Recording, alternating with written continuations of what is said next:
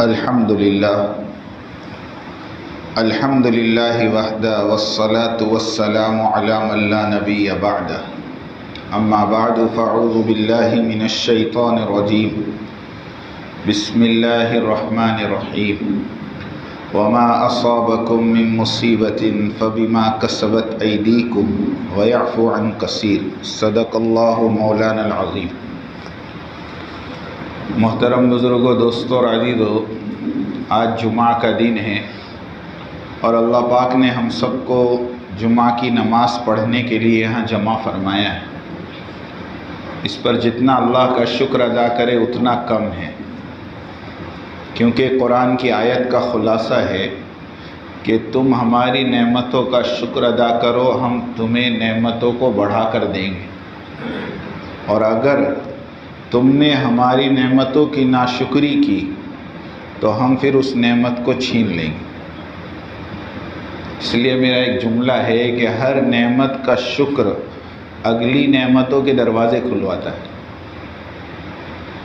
اور اصل میں سب سے پہلی اور بنیادی بات یہ سمجھنی ہے کہ کسی بندے کو سجدے کی توفیق کا مل جانا یہی اللہ کی سب سے بڑی نعمت ہے۔ قسم خدا کی، اس نعمت کا مقابلہ دنیا کی کوئی چیز نہیں کر سکتی۔ اللہ پاک ایک آدمی کو پوری دنیا کی بادشاہت دے دے اور سجدے کی توفیق چھین لے، مسجد میں آنے کی توفیق نہیں ہو رہی، بتاؤ ساری دنیا کی نعمتیں کیا کام کی؟ اور ایک بندے کے پاس دنیاوی اعتبار سے کچھ نہیں ہے، لیکن اللہ اپنے گھر میں بلاتے ہیں، سجدے کرواتے ہیں، دعائیں مانگنے کی توفیق دیتے ہیں، بندہ اللہ کے سامنے روتا دھوتا ہے، تو فرمائی اللہ کا بہت بڑا احسان اور بہت بڑا انعام ہے۔ اب ایک اہم بات آپ کے سامنے کرنی ہے۔ پچھلے تقریباً 14 دنوں سے آپ حضرات دیکھ رہے ہیں کہ اس وقت پورے عالم اسلام میں ایک، کیا کہوں میں، غم اور ایک صدمہ ہے کہ پوری دنیا کے ایمان والے بھائی ہمارے بھائی ہیں۔ انما المؤمنون اخوہ، ایمان والے آپس میں بھائی بھائی ہیں، اور یہ رشتہ بڑا مضبوط رشتہ ہے۔ خونی رشتے موت کے ساتھ ختم ہو جاتے ہیں، خونی رشتے موت کے ساتھ ختم ہو جاتے ہیں، لیکن ایمان کا رشتہ جنت میں بھی باقی رہے۔ قرآن کی آیت ہے متکئین علیہا متقابلین، قرآن کی آیت ہے متکئین علیہا متقابلین، کہ جنتی آمنے سامنے بیٹھ کر باتیں کریں گے۔ کون ہوں گے؟ ہم سب ایمان والے ہوں گے، ہم سب جنت میں بھی ساتھ میں رہیں، یہ ہمارے ایمان کا رشتہ ہے۔ تو پوری دنیا میں کہیں بھی مسلمانوں پر کوئی حال آتا ہے، کوئی پریشانی آتی ہے، پوری دنیا کے مسلمان بے چین ہو جاتے ہیں۔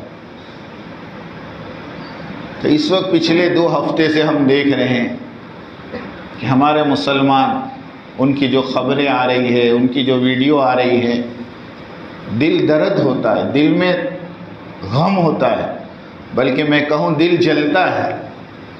ہر آدمی اس وقت کچھ نہ کچھ کرنا چاہتا ہے، لیکن وہ اپنے آپ کو بے بس محسوس کرتا ہے۔ تو میں ایک چھوٹی سی بات آپ کو سمجھاؤں 10 منٹ کے اندر انشاءاللہ، کہ یہ ساری پریشانی کی وجہ کیا اور اس کا علاج کیا۔ بہت مختصر انداز میں قرآن اور حدیث کو سامنے رکھ کر انشاءاللہ سمجھا دوں۔ میں نے ایک آیت آپ کے سامنے پڑھی، 21ویں پارے کی آیت ہے، 7واں رکوع ہے، وما اصابکم من مصیبت فبما کسبت ایدیکم، کہ تم پر جو مصیبت آتی ہے یہ تمہارے ہاتھوں کی کمائی ہے۔ میں نہیں کہہ رہا، قرآن کہہ رہا۔ ویعفو عن کثیر، بہت سی غلطیاں، بہت سی کوتاہیاں ہم تمہاری معاف کر دیتے ہیں۔ اللہ کہتے ہیں سب پہ پکڑ نہیں کرتے ہیں، کچھ گناہ ایسے ہوتے ہیں جس کے اوپر اللہ ہماری آپ کی پکڑ فرماتے ہیں، اور اس کے بعد والے رکوع میں اللہ نے اس کی وجہ بھی بتائی۔ ظہر الفساد فی البر والبحر، کہ خشکی اور تری میں جو فساد آتا ہے، بما کسبت ایدی الناس، یہ انسانوں کے اعمال کی وجہ سے آتا ہے، لیذیقہم بعض الذی عملوا، اللہ کہہ رہے ہیں ہم بہت کم گناہ ایسے ہیں جس پر ہم آپ کی پکڑ کرتے ہیں، ورنہ اکثر کو تو ہم چھوڑ دیتے ہیں۔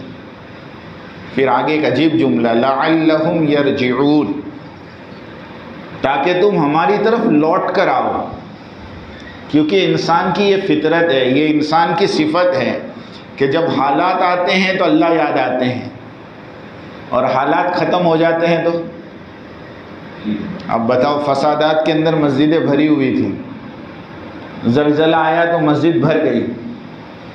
2001 میں جو زلزلہ آیا اس وقت ہم احمد آباد میں تھے، 27 جنوری کی فجر میں اتنے نمازی تھے جتنے جمعہ میں نہیں ہوتے۔ کیوں؟ کہ وہ زلزلے کے بعد کے جھٹکے لگ رہے تھے۔ سمجھ میں آ رہی بات؟ قرآن میں اللہ فرماتا ہے وَأَنزَلْنَا الْحَدِيدَ، ہم نے لوہا اتارا۔ ہمارے والد صاحب مرحوم رحمۃ اللہ علیہ فرماتے تھے کہ اللہ نے لوہا اتارا آسمان سے اسی لیے کہ بندے اللہ کی طرف پلٹے، کیونکہ جب تک پڑھتی نہیں ہے تب تک اللہ یاد آتا۔ تو سب سے پہلی اور بنیادی وجہ یہ سمجھ لیں، اور اس کی دلیل میں دوں آپ کو سیرت سے۔ پیارے آقا جناب رسول اللہ صلی اللہ علیہ وسلم جب معراج میں گئے تو آپ نے کچھ چیزیں نیچے سے اوپر آتی ہوئی دیکھی اور اوپر سے کچھ چیزیں نیچے اترتی ہوئی دیکھی۔ پوچھا جبرائیل سے، جبرائیل یہ کیا ہے؟ تو جبرائیل علیہ السلام نے کہا اللہ کے نبی، یہ جو چیزیں نیچے سے اوپر جا رہی ہیں یہ آپ کی امت کے اعمال ہیں، اور اوپر سے جو چیزیں نیچے آ رہی ہیں یہ اللہ کے فیصلے ہیں۔ کیا سمجھ میں آئی؟ جیسے اعمال جائیں گے ایسے فیصلے ہوں۔ آج میرے دوستو امت کے اعمال بگڑ گئے، 10% نمازی رہ گئے، 90% مسلمانوں نے نماز چھوڑ دی، اور نماز کو صرف چھوڑا نہیں بلکہ میں تو یہ کہتا ہوں اپنے بیان میں اکثر کہ آج مسلمان نماز کے چھوڑنے کو گناہ نہیں سمجھ رہا۔ ایک فقیر تھے ہرا کپڑا باندھے ہوئے، میں نے ان کو گاڑی میں لفٹ دے دی، میں بائک پہ جا رہا تھا، میں نے کہا بیٹھ جاؤ، کہاں جانا ہے؟ بولے آگے گاؤں میں چھوڑ دو۔ اب اپنی عادت ہے کہ ہر ایک کو دعوت دینے کی، میں نے ان کو بھی دعوت دی۔ میں نے کہا حضرت نماز کا اہتمام کرو۔ بولے میں نماز کبھی چھوڑتا ہی نہیں ہوں، الحمدللہ کبھی نہیں چھوٹتی۔ میں نے کہا اچھا کہاں پڑھتے ہو؟ بولے ہر جمعہ کی نماز مولوی صاحب وہ مسجد میں ہوتی ہے ماشاءاللہ، اپنے کبھی نماز تو نہیں چھوڑتے۔ میں کہا باقی تو ہنسنے لگے، باقی تو نہیں مولوی صاحب، جمعہ اتنی پابندی۔ آپ سوچیں ایک مسلمان ہیں، سمجھدار ہیں، چہرے پہ سنت رسول ہے، لیکن وہ مسلمان بھی نماز کے چھوڑنے کو گناہ نہیں سمجھ رہا۔ جبکہ میں آپ کو بتاؤں امام ابو حنیفہ رحمۃ اللہ علیہ کو آپ چھوڑ دیں تو امام احمد ابن حنبل، امام شافعی اور تیسرے امام، ان تینوں امام کے نزدیک یہ فتویٰ ہے کہ بے نمازی کو مسلمانوں کے قبرستان میں دفن نہ کیا جائے۔ اس سے بڑی کئی وعید ہو سکتی ہے بتایا۔ اب یہ اعمال ہمارے اوپر جا رہے ہیں تو آسمان سے فیصلے بھی کہ اللہ نے دشمنوں کو ہم پر مسلط کیا ہے، یہ تو ہو گئی وجہ۔ اب اس کا علاج کیا وہ سنو۔ اس کا علاج سب سے پہلا علاج یہ ہے وَاعْتَصِمُوا بِحَبْلِ اللَّهِ جَمِيعًا وَلَا تَفَرَّقُوا۔ اللہ قرآن میں کہتا ہے کہ اللہ کی رسی کو مضبوط پکڑ لو اور آپس میں افتراق مت کرو، ورنہ اللہ کہتے ہیں کہ تمہاری ہوا اکھڑ جائے گی۔ ہوا کیا ہوگی؟ اکھڑ جائے گی۔ مسلمان کی سب سے بڑی طاقت اجتماعیت ہے۔ دیکھو ہمارا مسلک ہمیں مبارک، ہمارے طریقے ہمیں مبارک۔ میں یہ نہیں کہہ رہا کہ اختلاف نہیں، اختلاف ہے، لیکن دشمن کے سامنے ہمارا کوئی اختلاف نہیں۔ جو اس میں اخبار پڑھتے ہیں یا خبروں میں رہتے ہیں وہ جانتے ہیں کہ اس وقت پوری دنیا کیوں گھبرائی ہوئی ہے۔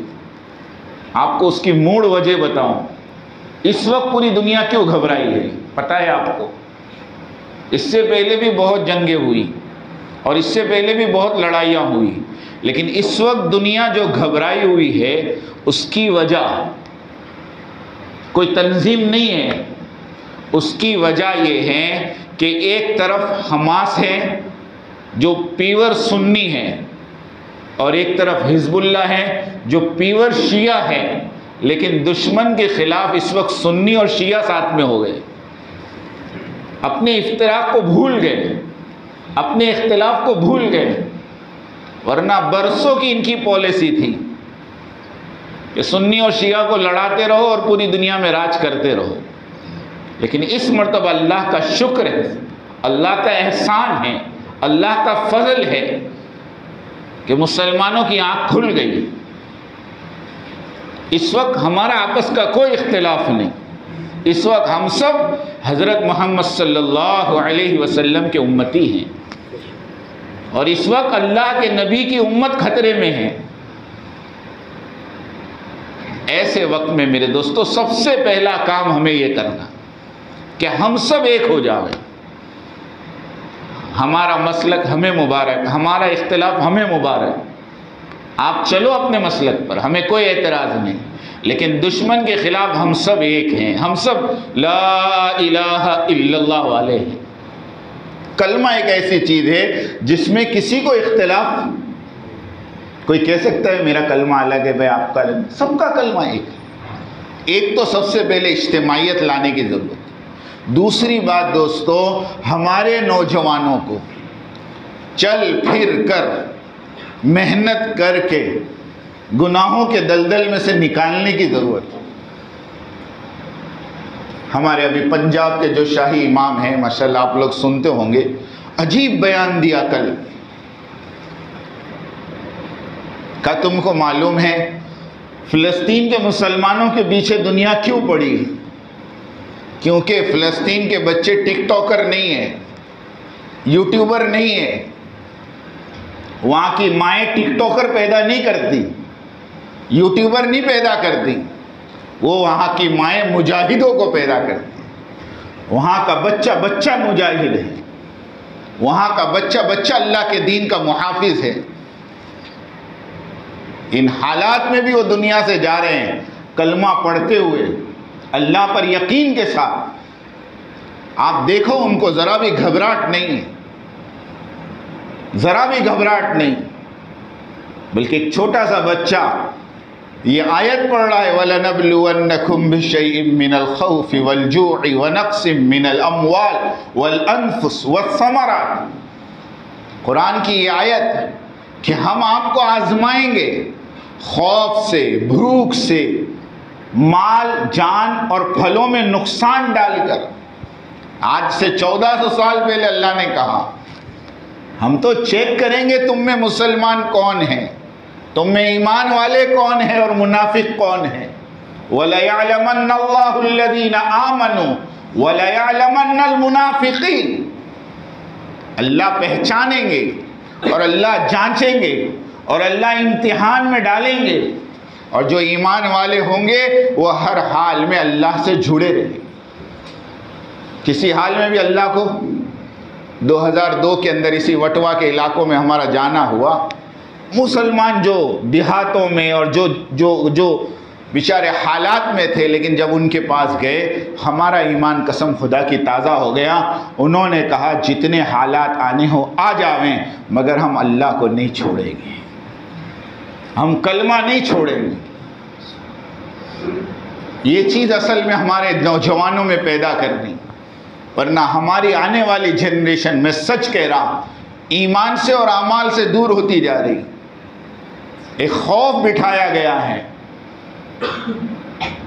ایک خوف بٹھایا گیا کہ اب کچھ نہیں ہو سکتا، اب کچھ نہیں ہو سکتا، سب کچھ ہمارے پاس ہے، ساری دنیا کی طاقت تمہارے پاس ہو، لیکن ہمارے پاس ہمارا اللہ ہے، ہمارے پاس اللہ کا امر ہے، اللہ کا کن فیکون کا نظام ہے۔ جس کا ارادہ میرے دوستو وجود ہے، وجود۔ مولانا سلمان ندوی صاحب دامت و برکاتہم نے بڑا عجیب جملہ کہا کہ تمہارے دماغوں پر بندوقیں رکھ دی جاویں اور تمہیں توپ کے دہانوں پر بٹھا دیا جاویں اور تمہیں اپنی موت اپنی آنکھوں کے سامنے نظر آنے لگے، اس وقت بھی اگر تمہارے دل میں ایک ذرے کے برابر بھی یہ خیال آیا کہ اللہ کے علاوہ کسی میں طاقت ہے، تو کہے تم مشرک ہو، تم مشرک ہو۔ نہیں میرے دوستو، نہیں، یہ زمین اللہ کی ہے، یہ آسمان اللہ کا ہے، اور اس زمین اور آسمان کے درمیان کا نظام اللہ کے کنٹرول میں ہے۔ وقتی طور پر کسی کے غالب آ جانے سے اور وقتی طور پر کسی کے مسلط ہو جانے سے ہم اپنے اللہ سے مایوس نہیں ہوں گے، نہیں ہوں گے مایوس۔ اور ایک بات یہ بھی یاد رکھنا، یہ بھی غلطی ہے کہ ہم صرف دعا میں لگے رہیں۔ نہیں، اللہ کے نبی نے جہاں دعا کا حکم دیا وہاں تدبیریں بھی کی، وہاں تدبیریں بھی کی ہیں۔ اگر صرف دعا سے ہو جاتا تو بدر کرنے کی ضرورت، احد کرنے کی ضرورت، خندق کرنے کی ضرورت، ارے کیا ضرورت تھی؟ دعا کر لیتے کام ہو جاتا۔ دعا کی طاقت اپنی جگہ پر، میں اس سے انکار نہیں کر رہا، لیکن اس وقت تدبیر یہ ہے کہ ہم اپنے نوجوانوں کو اور اپنے بچوں کو اور اپنے گھر والیوں کو اس پر تیار کریں کہ آنے والے زمانے میں اگر اسلام کی حفاظت کے لیے سنو اور اللہ کے دین کی حفاظت کے لیے جان اور مال کے لگانے کا تقاضا آ جائے گا تو انشاءاللہ سب سے پہلے ہمارے گھر سے جان اور مال پیش ہو۔ یہ چیز اندر پیدا کرو، خالی تسبیح پڑھ لینے سے کچھ ہونے والا نہیں، بلکہ اپنے اندر وہ جذبہ پیدا کرو، اپنے نوجوانوں میں جذبہ بھرو۔ آج اللہ معاف کرے میرے دوستو، آج امت مقصد سے ہٹ گئی تو کہاں چلی گئی؟ ذرا دیکھو تو صحیح، آج امت کی بچیاں ٹک ٹاک پر ہیں، امت کی بچیاں یوٹیوب پر ہیں۔ ہم روئے تو کس کے سامنے روئے؟ ہم گلا کرے تو کس کے سامنے کرے؟ پیارے نبی صلی اللہ علیہ وسلم نے اس امت کو بنانے کے لیے اپنے گھروں کے چولہے بجھائے دوستو، اپنے صحابہ کی عورتوں کو بیوہ کیا ہے، بچوں کو یتیم کیا ہے۔ پڑھے تو صحیح، حضرت فاطمہ رضی اللہ تعالیٰ عنہ کا گھرانہ کس قربانی سے گزرا ہے، پیارے نواسے امام حسن اور امام حسین کس قربانی سے گزرے۔ حضرت علی رضی اللہ تعالیٰ عنہ کہتے ہیں ایک کندھے پر میں حسن کو بٹھاتا اور ایک کندھے پر میں حسین کو بٹھاتا، اور ہم جا کر یہودیوں کے باغ میں جاتے اور یہودیوں کے باغ میں میں مزدوری کرتا، کنویں میں سے پانی نکال کر کھیت میں پانی ڈالتا، اور میرے بچے اس باغ کے اندر گری پڑی کھجور اٹھاتے اور اس کو کھاتے۔ قسم خدا کی وہ کھجوریں ہوتی جس کو مدینہ کے اونٹ کھانا گوارا نہیں کرتے۔ اب سوچ، اس قربانی کے بعد یہ امت وجود میں آئی تھی، لیکن آج اللہ معاف کرے میرے دوستو، میری غفلت نے آج امت کو اس مقام تک پہنچا دی۔ اس لیے اس وقت ہمیں اور آپ کو گھر بیٹھنے کی اجازت نہیں ہے۔ سنو، اپنے بس میں جتنا ہے اتنا کرو، شروعات اپنے گھر سے کرو۔ یا ایھا الذین آمنوا قوا انفسکم، اے ایمان والو تم اپنے اہل و عیال کو جہنم کی آگ سے بچاؤ۔ بقول حضرت علی رضی اللہ تعالیٰ عنہ کے کہ یہاں پر آگ سے مراد گناہ ہے، گناہ، آگ سے مراد گناہ ہے، گناہوں سے بچاؤ اپنے بچوں کو، اپنے گھر والوں کو، اپنی ذات سے خود بچو۔ سب سے پہلے موبائل ہمیں چھوڑنا پڑے تو ہماری اولاد چھوڑے، ورنہ بچہ پیدا ہوتے ہی دیکھتا ہے ماں کے ہاتھ میں الگ موبائل، باپ کے ہاتھ میں الگ موبائل، بھائیوں کے ہاتھ میں الگ موبائل۔ بتاؤ اس کی تربیت کیا ہو؟ سچ کہہ رہا ہوں، ابھی ریلوے میں آ رہا تھا، ایک بھیک مانگنے والی عورت، اس کے ساتھ ایک بچہ تھا، وہ بچہ رونے لگا، اس نے اپنا تھیلا کھولی اور اس کے اندر سے ایک موبائل، جو ڈمی موبائل दुकान वाले रखते हैं, वो निकाली डिस्प्ले वाला और वो बच्चे के हाथ में दे दी, बच्चा चुप हो गया। आप सोचो कहाँ चली गई उम्मत, कहाँ चली गई हमारी औलादें। इसके लिए अल्लाह का वास्ता देकर कहता हूँ, अपने घरों की फिक्र करो, घरों में तालीम जिंदा करो, घरों में तालीम के हलके लगाओ, प्यारे नबी के इरशादात पढ़ो। जहाँ तुम दुनिया भर में इतना काम, इतनी मेहनत, इतनी कमाई करते हो, थोड़ा सा आधा पौना घंटा अपने घर वालों के लिए निकालो, उनको लेकर बैठो। बकौल हमारे यूसुफ भाई बारडोली वाले के, अपने घरों को होटल मत बनाओ, अपने घरों को होटल मत बनाओ। जिस तरह आदमी होटल में खाने और सोने के लिए जाता है, काहे के लिए जाते? खाने और। आज मैं और आप अपने घर में कब जाते बताओ? सिर्फ हमारा घरों का ताल्लुक खाने और सोने तक का है, उसके अलावा अल्लाह माफ़ करे, अल्लाह माशाअल्लाह कोई होगा ऐसा, वरना अक्सरियत को पता नहीं घर में क्या है। बीवी को ये तो पूछते किसका फ़ोन आया था, ससुराल में से क्या आया, मैके में से क्या आया, कभी नहीं पूछा अल्लाह की बंदी तूने नमाज़ पढ़ी कि नहीं, आज कुरान की तिलावत हुई कि नहीं, अपने घर में तालीम हुई कि नहीं, बच्चे मदरसे में गए कि नहीं। सब ईमानदारी से बताओ, इसकी फिक्र करो। ये इस ज़माने का सबसे बड़ा तकाजा है। थोड़ी सी मेहनत आप करोगे, अल्लाह पाक आपकी मेहनत को ज़ाया नहीं करेगा, अल्लाह उम्मत की तकदीर बदल देगा। तो करोगे सब इंशाअल्लाह, घबराने की ज़रूरत नहीं है। अल्लाह बहुत बड़े हैं, अपनी कुदरत के साथ हैं, अपनी ताकत के साथ हैं। उस अल्लाह का सिर्फ एक अम्र और अल्लाह का सिर्फ एक इरादा पूरी दुनिया के बातिल को ख़त्म करने के लिए काफ़ी है। लेकिन उसके इरादे को लाने के लिए मुसलमानों को अपने अमाल आसमान पर वैसे भेजिए। तो आज से नियत कर लो, इंशाअल्लाह मौत तक अपनी ज़िंदगी अल्लाह के हुक्मों पर और आकाए नामदार जनाब रसूलुल्लाह सल्लल्लाहु